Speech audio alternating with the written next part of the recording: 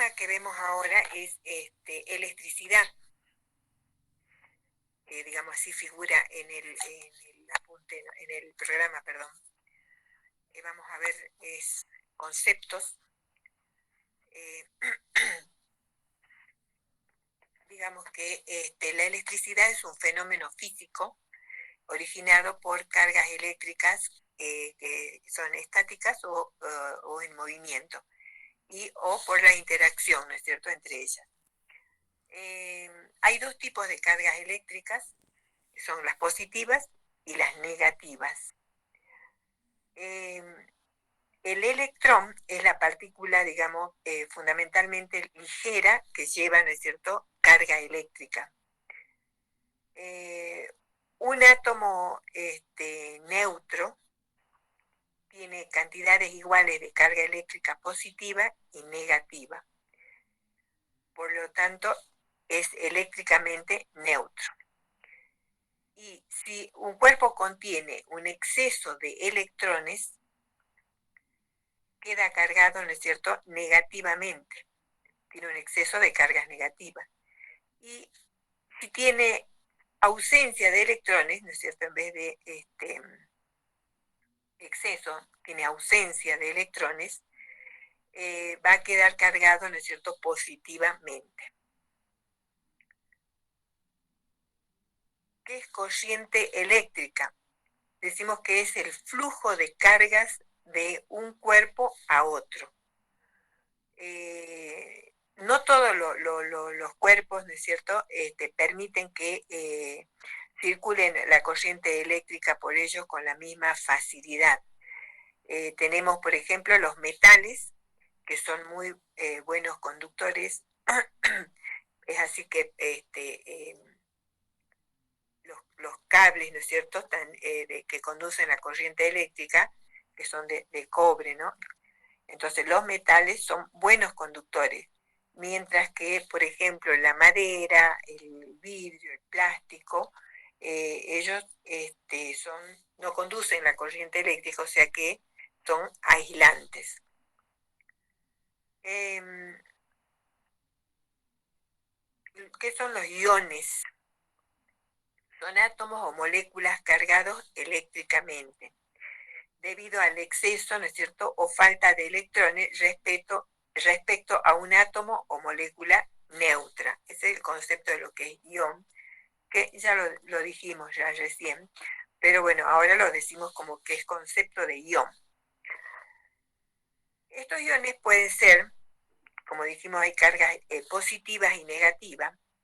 Un catión es la especie química, ¿no es cierto?, que con menos electrones que el átomo o molécula neutra. Y entonces, si tiene menos electrones, decimos que los electrones son cargas eléctricas negativas, tiene menos carga eléctrica negativa, o sea que tiene él una carga neta positiva. El catión, entonces, carga positiva. El anión, en cambio, ¿no es cierto?, que tiene, digamos, más electrones que el átomo o molécula neutra, entonces va a tener carga, digamos, eléctrica, ¿no es cierto?, negativa, porque tiene un exceso de electrones. Los electrones son los que tienen carga negativa.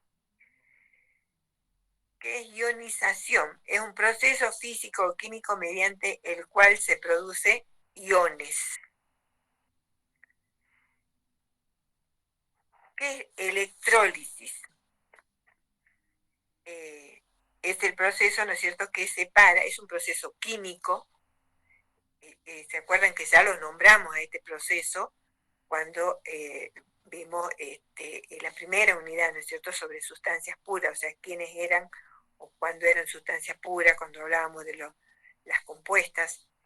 Entonces, es un proceso químico que separa los elementos de un compuesto por medio de la electricidad.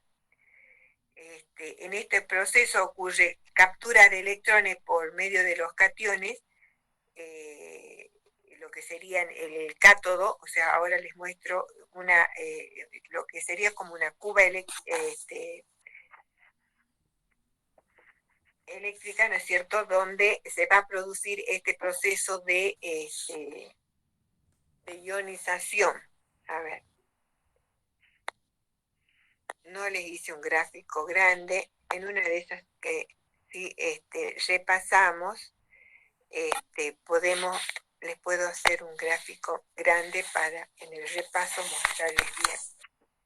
A ver.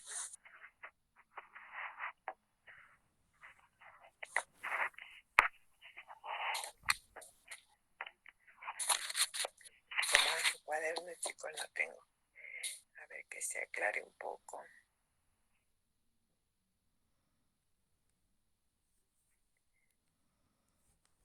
Bueno, este es un recipiente donde están sumergidos los electrodos.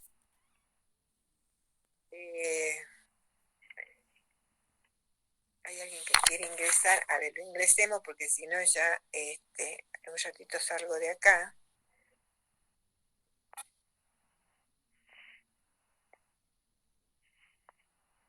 Bien.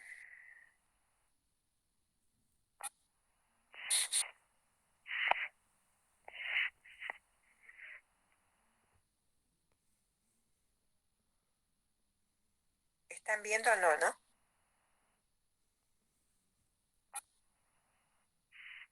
Ay. Bueno, están entrando muy tarde. Eh,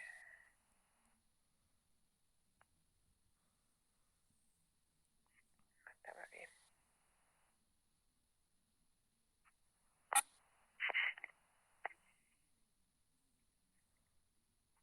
Ahí está, ahí se aclaró. Bueno, este sería la cuba, el recipiente, donde están, acá tenemos una solución, agua, ¿no es cierto? Y el cloruro de sodio generalmente se utiliza, como comentaba ya, que en los colegios que tienen laboratorios y tienen química hacen este experimento con el cloruro de sodio, que es la sal de mesa, colocado en agua para ver, ¿no es cierto?, cómo se desplazan, porque el sodio es positivo, o sea, es un catión y el cloro es un anión. Entonces, esta es la cuba, está sumergido los electrodos, ¿no es cierto? Acá se aplica una corriente eléctrica, ¿no es cierto?, continua, y mediante estos pares de electrodos que están conectados a esta fuente, ¿no es cierto?, de electricidad, o sea, de alimentación eléctrica, y conectados, ¿no es cierto?, al polo positivo, al polo negativo, y ¿qué es lo que ocurre acá? Cada electrodo, ¿no es cierto?, cada uno de estos electrodos va a atraer a los iones de carga opuesta. Así, por ejemplo, los iones negativos, esto acá tiene ustedes menos, menos, acá tenemos positivo, o sea que una vez que ya el cloruro de sodio, o sea, la sal de mesa que es en agua, se disocia, ¿no es cierto? Entonces el sodio positivo, como les decía, y el cloro negativo, entonces los iones negativos, que serían como el cloro, ¿no es cierto?, que son los aniones, los negativos, son atraídos y se desplazan hacia el ánodo, que es el electrodo positivo. Y los cationes, o sea, los iones positivos, ¿no es cierto?, eh, los iones positivos, ¿no es cierto?, son, digamos, van hacia el cátodo, que es el electrodo positivo, negativo, perdón, el negativo. Entonces van hacia, los iones van hacia los electrodos, ¿no es cierto?, opuestos, digamos. Eh, Nada más que uno se confunde porque cátodo es electrodo y cátodo es negativo. Pero si yo hablo de catión, que es ión, es positivo. Bueno, eso es común. Sí, no es fácil, por ello se confunde porque es como un trabalengua, digamos. Pero lo que tenemos que tener claro nosotros, quiénes son los cationes y quiénes son los, digamos, aniones, ¿no es cierto? Yo tanto como es el proceso no les voy a tomar. Eh, entonces, ¿qué es lo que ocurre, no es cierto? Digamos, bueno, lo vamos a dejar de compartir porque se me cae, es nada más que para que tengan una idea, ¿no es cierto? Ustedes de lo que es, dónde se produce, ¿no es cierto?, la electrólisis, digamos, cómo es. Entonces, lo que ocurre entonces en estos electrodos que vimos es una transferencia entonces de electrones, transferencia entre los electrodos y los iones, y se producen así nuevas sustancias, donde vimos que entonces los iones negativos o aniones ceden los electrones al ánodo, que es el electrodo positivo, y los iones positivos o cationes toman electrones, ¿no es cierto?, del cátodo, que es el electrodo negativo. Entonces, ¿qué es lo que está ocurriendo allí? Es una reacción de oxidación-reducción. Y la fuente, ¿no es cierto?, de alimentación eléctrica se encarga, ¿no es cierto?, de aportar esa energía necesaria. Y en el experimento, esa fuente de alimentación puede ser una pila, nada más. No es que haya que conectarla, ¿no es cierto?, a enchufarla. Pero sí, esto olvidé de comentarlo en otro grupo, sí este proceso de electrólisis, ¿no es cierto?, se usa, digamos, en un proceso, en un estudio que se hace en el laboratorio, donde necesitamos saber, ¿no es cierto?, las proteínas que tenemos en nuestro organismo. El médico las solicita como un proteinograma, y esto, digamos, antes, ahora existen ya aparatos donde uno coloca la muestra y el suero o la sangre y ya me da la lectura de los resultados, pero antes, digamos, un proteinograma, para saber las proteínas que teníamos, eh, no, lo teníamos que hacer por este proceso, con una cuba, digamos, donde se hacían las siembras, ¿no? O sea, el principio es esto el que acabamos de ver, el principio de funcionamiento. Por supuesto que no se hacía de esta manera, digamos, pero el principio era, digamos, por electrólisis, era el proceso, digamos, donde de esa manera se separaban, ¿no es cierto?, las distintas fracciones de las proteínas, ¿no es cierto?, porque solamente no están, tenemos proteínas totales y tenemos albúminas en el organismo. Este estudio, por ejemplo, se lo pide mucho cuando hay desnutrición, para ver, ¿no es cierto?, la cantidad de proteínas que tiene, si no hay un déficit de proteínas. También en el caso, por ejemplo, de los alcohólicos, también, porque en este estudio aparece, ¿no es cierto?, una franja donde está indicando, ¿no es cierto?, también qué fracción está, digamos, alterada. Electrolito, entonces ya vimos que es electrólisis. En forma general, electrolito decimos que es cualquier sustancia que contiene iones libres, los que se comportan como un medio de conducir la corriente eléctrica. Digamos, generalmente consiste, ¿no es cierto?, en iones en solución, como acabamos de ver, el cloruro de sodio o sea, la sal de mesa, ¿no es cierto?, en agua. Los electrolitos también, ¿no es cierto?, pueden, además de estos como que están en solución iónica, también, digamos, son posibles electrolitos, digamos, fundidos, o sea, electrolitos sólidos. eh,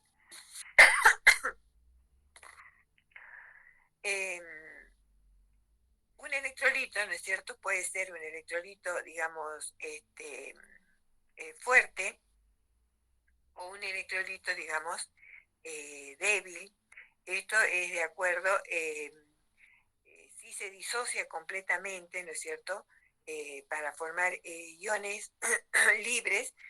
Si se disocia completamente, entonces se dice que es un electrolito fuerte, y si no se disocia completamente, se dice que es un electrolito débil, por ejemplo, ¿no es cierto?, como el bicarbonato, que lo tenemos, ¿no es cierto?, como en nuestro organismo, como para mantener, digamos, eso lo llamamos un buffer para mantener, ¿no es cierto?, el pH en el organismo.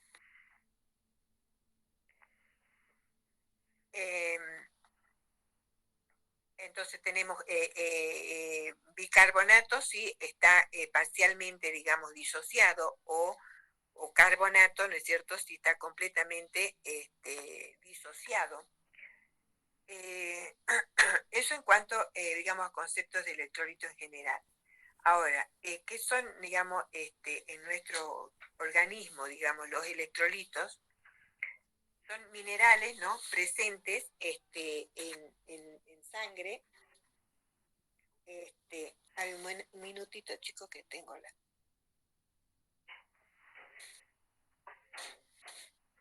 Bien, ahora seguimos. Entonces son minerales presentes en la sangre y en otros líquidos, digamos, corporales, que llevan, digamos, una carga eléctrica. Estos electrolitos en nuestro organismo, ¿no es cierto?, afectan la cantidad de agua, por ejemplo, en el cuerpo, la acidez de la sangre, o sea que de acuerdo a la cantidad, ¿no es cierto?, el pH, ¿no es cierto?, en nuestro organismo. Esto vamos a ver un poquito en las próximas clases, digamos, en el tema que es agua. También afecta la actividad muscular, ¿no es cierto?, y otros procesos también que son importantes. ¿Cuáles son, digamos, los electrolitos más comunes? Podemos nombrar, por ejemplo, el calcio, el magnesio, el fósforo, el cloro, el sodio, el potasio. Esos son electrolitos, digamos, normales, digamos, con más comunes, digamos. Pueden ser estos electrolitos, pueden ser ácidos, pueden ser bases, pueden ser sales. Entonces son minerales necesarios, ¿no es cierto?, para el correcto desarrollo de determinadas funciones de las células. O sea, cada uno cumple una función determinada, y además cada uno está distribuido, ¿no es cierto?, de forma diferente en el cuerpo. No todos están en el mismo lugar, no todos cumplen la misma función. Por ejemplo, si el cuerpo, ¿no es cierto?, absorbe o elimina demasiados electrolitos, lo que va a ocurrir, ¿no es cierto?, es un desequilibrio electrolítico, y ese desequilibrio puede ser muy perjudicial para la salud. Por ejemplo, la contracción muscular, ¿no es cierto?, requiere de calcio, requiere de potasio y magnesio sobre todo, o sea, de esos tres electrolitos, y la deficiencia, ¿no es cierto?, puede ocasionar, ¿no es cierto?, debilidad muscular o calambres severos. Por ejemplo, el exceso de sodio, ¿no es cierto?, puede causar presión alta. Por eso, ¿no es cierto?, y que por ejemplo las personas hipertensas tienen que comer sin sal prácticamente, porque la sal, bueno, es el cloruro de sodio, o con sal que sea pobre, ¿no es cierto?, en sodio, que no tienen, digamos, el mismo gusto.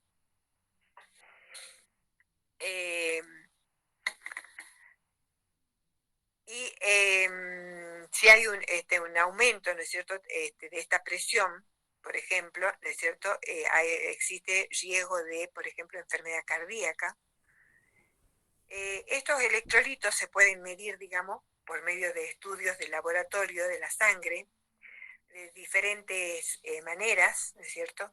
Hay estudios, por ejemplo, uno que siempre lo pide el médico cuando alguien ingresa en la guardia, que es un análisis de rutina, así como la glucosa es un análisis de rutina.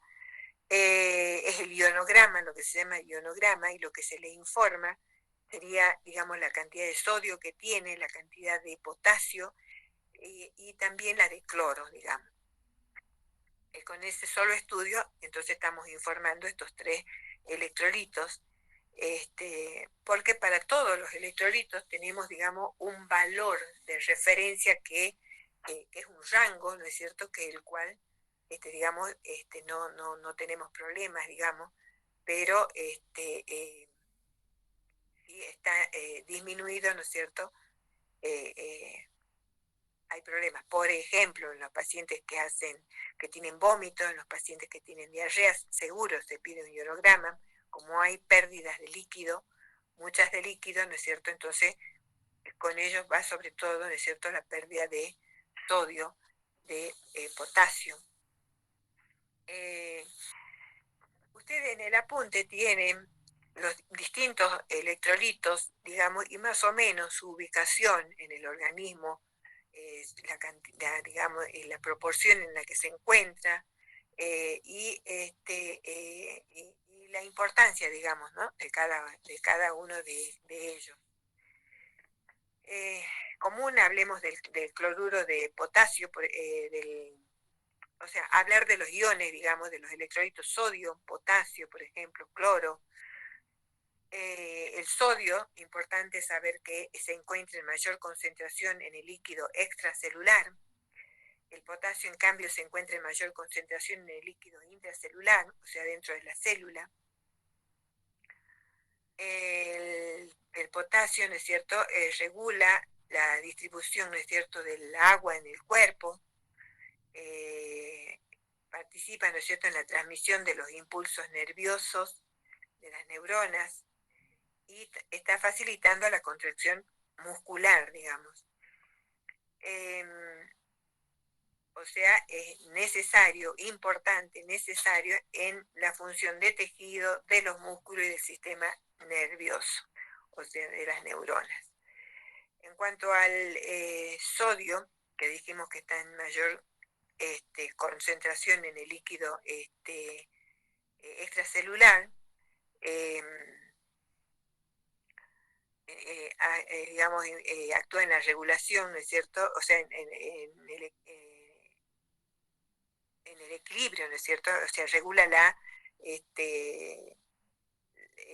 el equilibrio ácido-base, en los trastornos digestivos, retención de líquidos, pérdida de peso.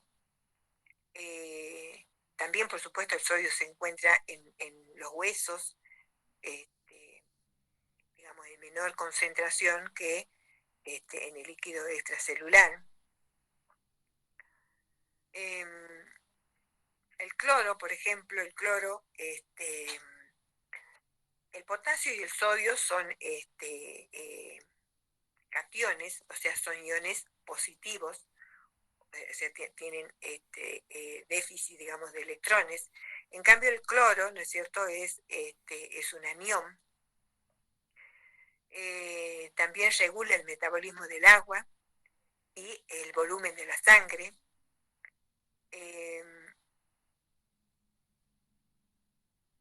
El potasio también, también participa o sea, interviene en el balance, digamos, del ritmo cardíaco. Importante el potasio en el corazón. El calcio, por ejemplo, se encuentra en mayor concentración, ¿no es cierto?, en mayor porcentaje en los huesos, sobre todo en los dientes, 99%. Y si 99% se encuentra en los huesos, en los dientes, hay un 1%, ¿no es cierto?, que, digamos, participa el calcio, por ejemplo, en la coagulación de la sangre, en el metabolismo de la vitamina D, y también participa en la transmisión de los impulsos nerviosos.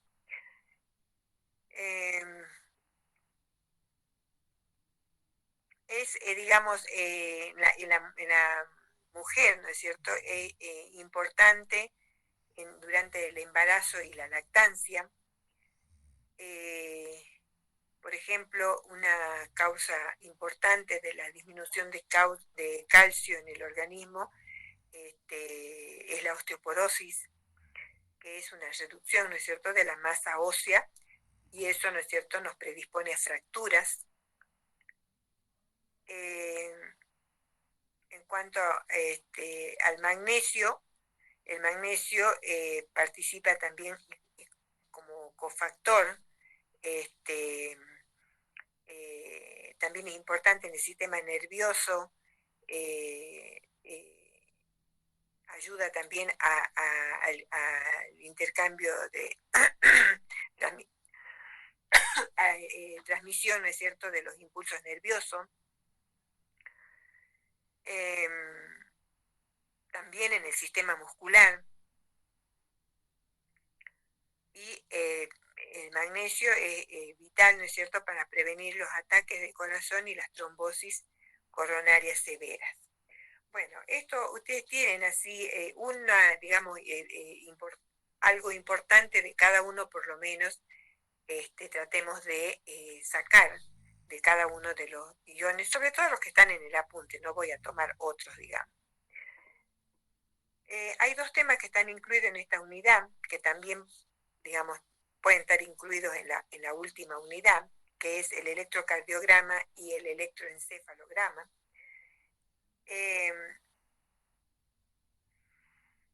El electrocardiograma se basa, ¿no es cierto?, en la medición de los impulsos eléctricos de las neuronas cerebrales, o sea, de todo el conjunto de neuronas cerebrales. Lo que es un registro gráfico, que ese registro gráfico, ¿no es cierto?, va a ser analizado luego por el especialista, que es el neurólogo. Es un medio de diagnóstico funcional de las enfermedades cerebrales, y es un estudio complementario a otros estudios, como por ejemplo la TAC, o sea, la tomografía computarizada, o la resonancia magnética. ¿Cuáles son las razones por las cuales se realiza este examen? O sea, se lo pide, ¿no es cierto?, se lo solicita cuando hay episodios de pérdida de conocimiento, digamos, cuando hay periodos de confusión mental, o bajo nivel, ¿no es cierto?, de conciencia,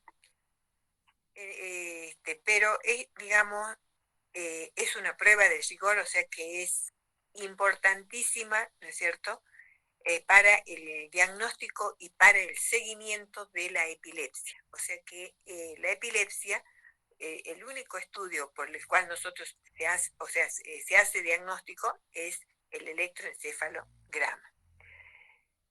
También se lo pide, ¿no es cierto?, para evaluar los trastornos del sueño, y sobre todo también en el diagnóstico de confirmación de muerte cerebral.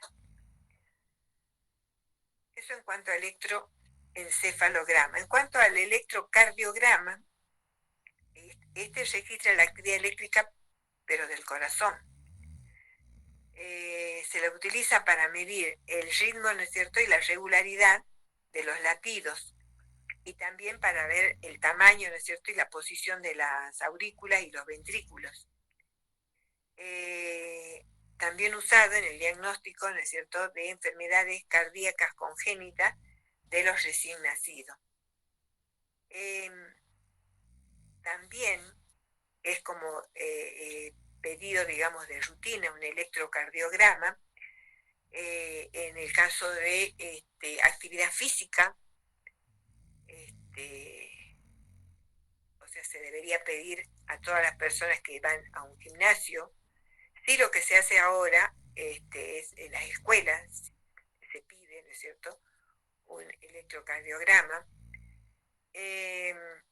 Y sabemos también de que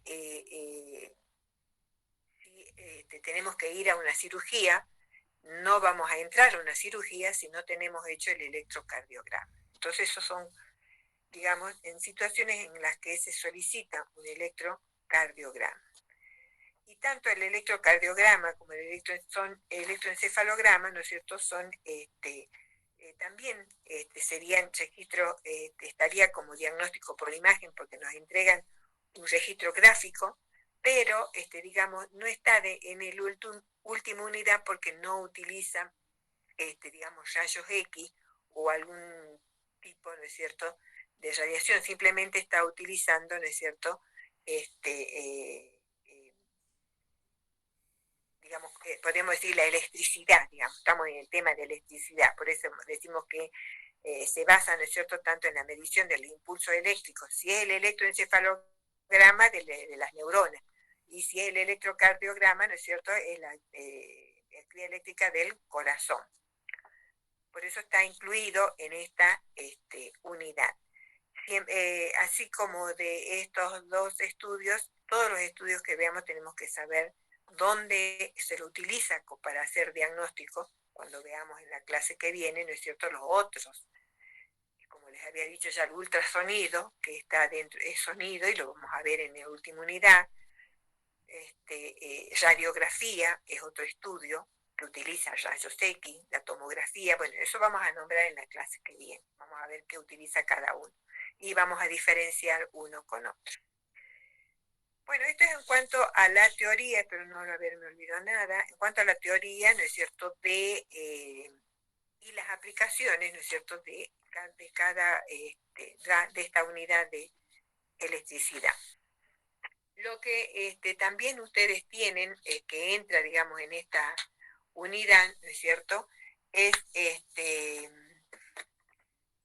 lo que se dice protección eléctrica, o sea, todos estos aparatos con los que realizamos estos estudios, aparte que el estudio en sí necesite rayos X, el aparato tiene que estar conectado, ¿no es cierto?, a la corriente eléctrica.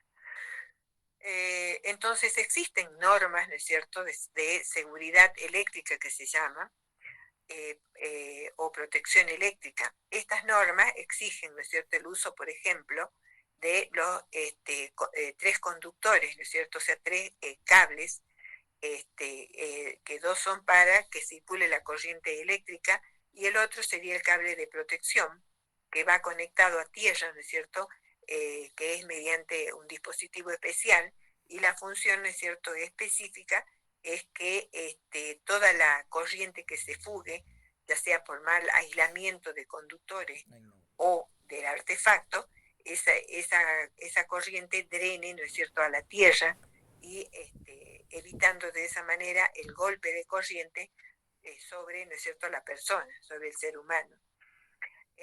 Por eso la obligatoriedad de usar los tomacorrientes de 3 patas, a los cuales no se debe entonces adicionar un adaptador, que o sea, tenemos que tener ya todas las instalaciones de 3 patas, y si tenemos, digamos, artefactos, ¿no es cierto?, todo lo último ya viene todo de 3 patas, pero podemos tener artefactos de 2 patas, aún los que tenemos viejos, ¿no es cierto?, pero que todavía funcionan. El elemento, digamos, imprescindible para proteger vidas es el interruptor diferencial o disyuntor o toma corriente, que es obligatorio, ¿no es cierto?, en las casas instalarlo, o juntamente eso, por supuesto, eso no quita a que no hagamos la instalación de 3 patas, o sea, que vaya el cable a tierra, que se dice. Profe, Eh, sí, el disyuntor se encarga de... es el salvavidas porque detecta una fuga y como la electricidad, o sea, es inmediata, salta y ahí corta la electricidad, ¿que no? exacto. Por eso, pero no aún así, eso también va a depender, yo no sé mucho de electricidad, pero a veces que se le pone, ¿no es cierto? Antes existían, digamos, los cablecitos que se ponían, ¿no es cierto? Que ahora ya hay que tratar que no sean así.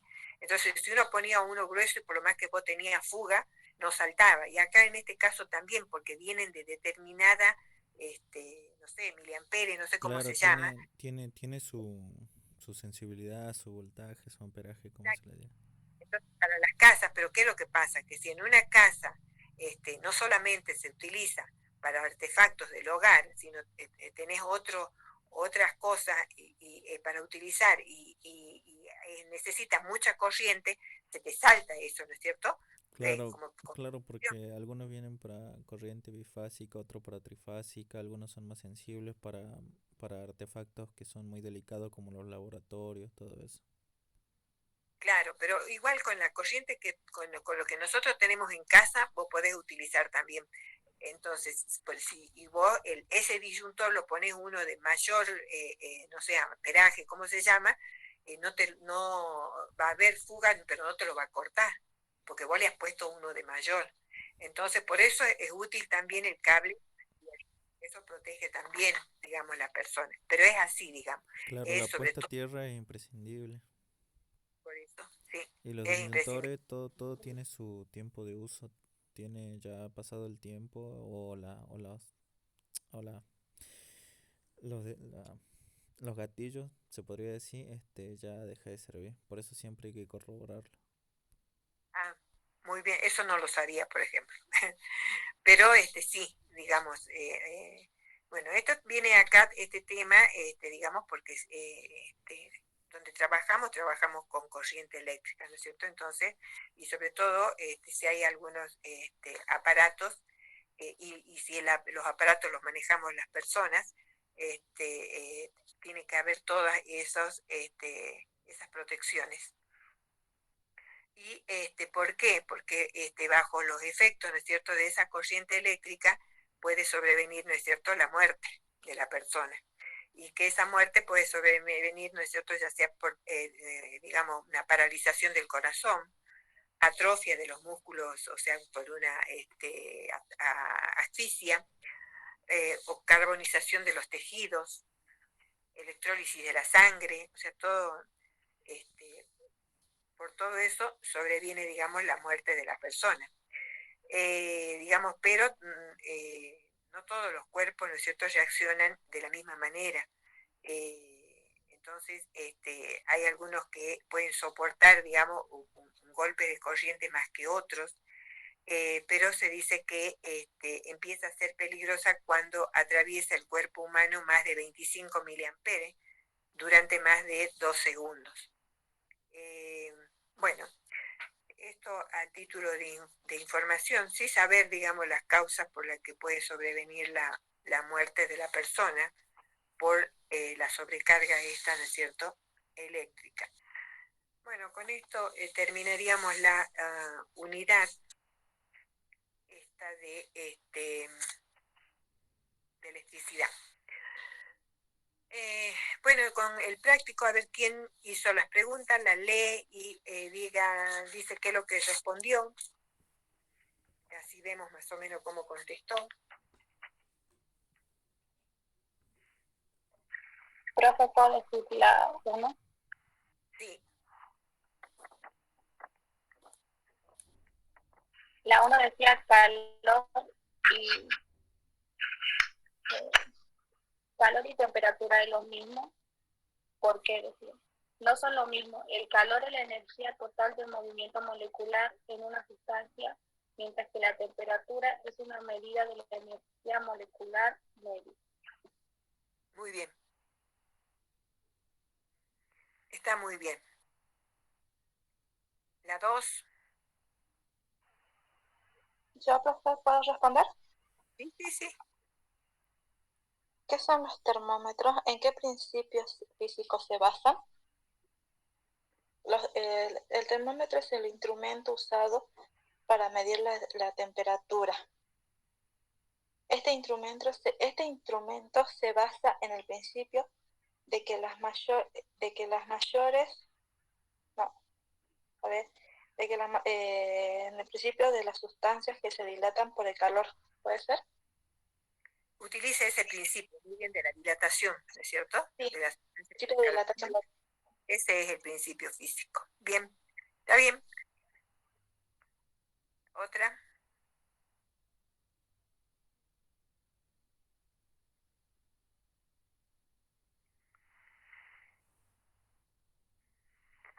Vamos chicos, cualquiera. Sáquense la duda cómo contestaron. Si está bien o está mal. La 3, yo tengo una duda, no sé si la respondí bien. A ver. ¿Cuáles son los mecanismos normales por el cual produce el organismo calor? Y yo respondí que los mecanismos normales son la termogénesis y la termólisis, ¿puede ser? ¿Qué es termogénesis? ¿Qué es termólisis? A ver. ¿Cómo? ¿Qué es termogénesis? Ay, no tengo aquí el apunte, no tengo en la computadora. Ahí la traigo. No, es que si has puesto eso es porque sabes qué quiere decir termogénesis. Sí, es que sí lo leí, por eso estaba en la duda y varios respondieron diferentes que yo. Termolisis es pérdida de calor. Vos me estás respondiendo lo mismo que yo pregunté, nada más otra palabra. A eso quiero que te cuenta.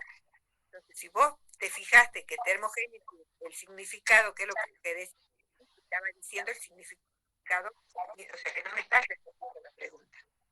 Ajá. Entonces me respondes de esa manera, porque me respondes lo mismo que yo pregunté. A ver, alguien que haya contestado.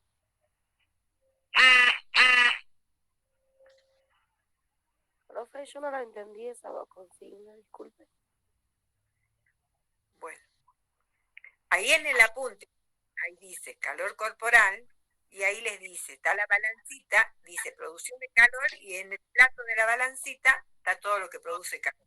Y en el plato de la pérdida de calor dice, está ahí lo que produce pérdida de calor. Entonces tienen que lean bien todo. O sea, yo les dije en clase que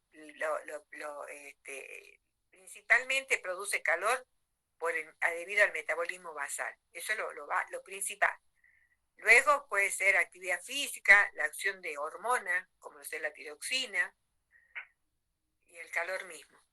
Entonces, eso es pérdida de calor. Termogénesis es pérdida de calor. Es lo mismo. Bien, ¿otra pregunta?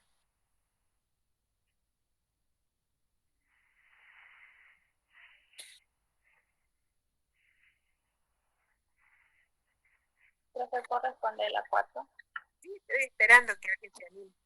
Decía termometría y termografía es lo mismo, porque no son lo mismo. La termometría es la parte física que se encarga de la medida de la temperatura, mientras que la termografía es la parte de la medicina que se encarga de hacer un registro gráfico de la temperatura del cuerpo humano, que puede usarse en el diagnóstico y la terapia de calor. ¿Otra pregunta?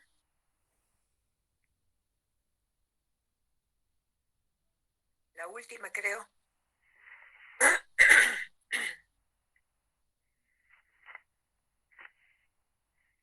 Vamos, chicos. La última pregunta, profe. Sí. Nombre el mecanismo por el cual se transfieren calor los sólidos. Indica un beneficio terapéutico del mismo.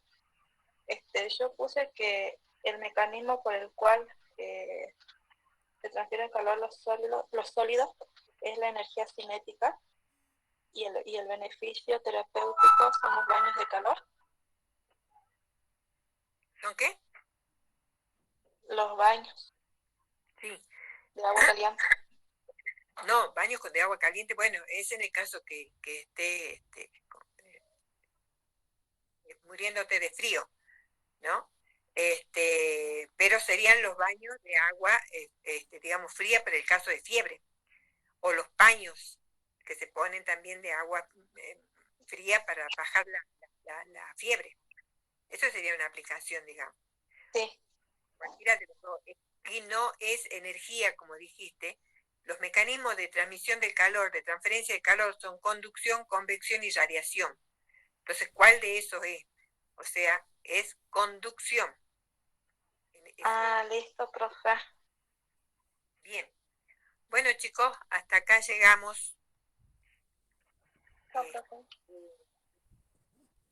La semana que viene, bueno, tratamos de ver la última unidad, nos queda un tema más que es agua y nada más.